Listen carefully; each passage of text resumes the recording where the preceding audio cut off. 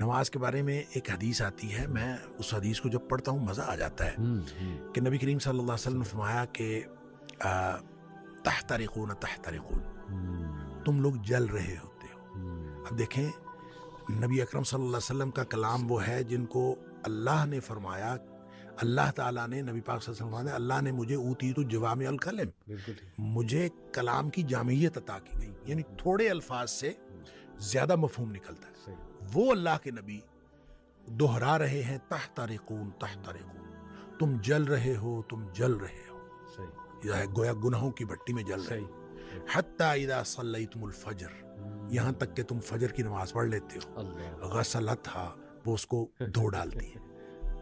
ثم تحترقون تحترقون، پھر تم نکلتے ہو تو پھر وہی دنیا ہے، وہی گناہ ہیں، وہی آنکھیں، وہی سماعتیں، کہاں کہاں تم پھر رہے ہو اور گناہ ہو رہے ہیں۔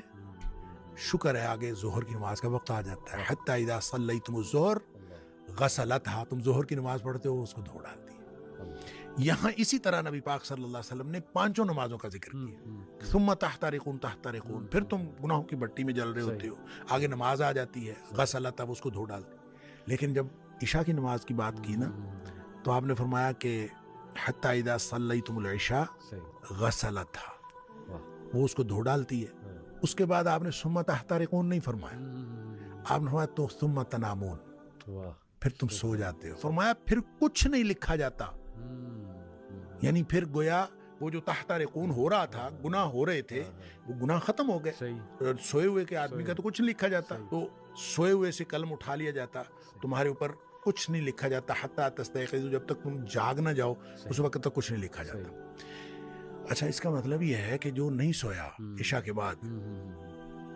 تو وہ تو تحترقون تحترقون ہو رہا ہے نا۔ تو یہاں سے ایک بات، ایک مسئلہ نکلتا ہے کہ ہم جو عشاء کی نماز پڑھ کے جاگتے رہتے ہیں اور 11-12 بجے تک جاگتے رہتے ہیں تو ہم گناہوں کو سمیٹتے رہتے ہیں اور غسلتھا کیے بغیر سو جاتے ہیں۔ یہ اتنا بڑا رسک لیتے ہیں، اس لیے نبی پاک صلی اللہ علیہ وسلم حضرت ابو ہریرہ رضی اللہ تعالیٰ عنہ کو فرمایا تھا کہ ابو ہریرہ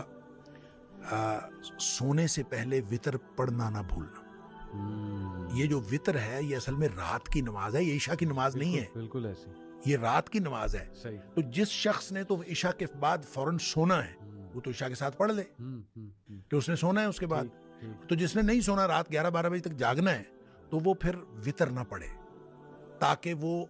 اپنے سونے سے پہلے وتر پڑھے، وہ جو جتنا کچھ تحترقون تحترقون ہوا ہو اس کو غسلتھا کر دے اور پھر آدمی سو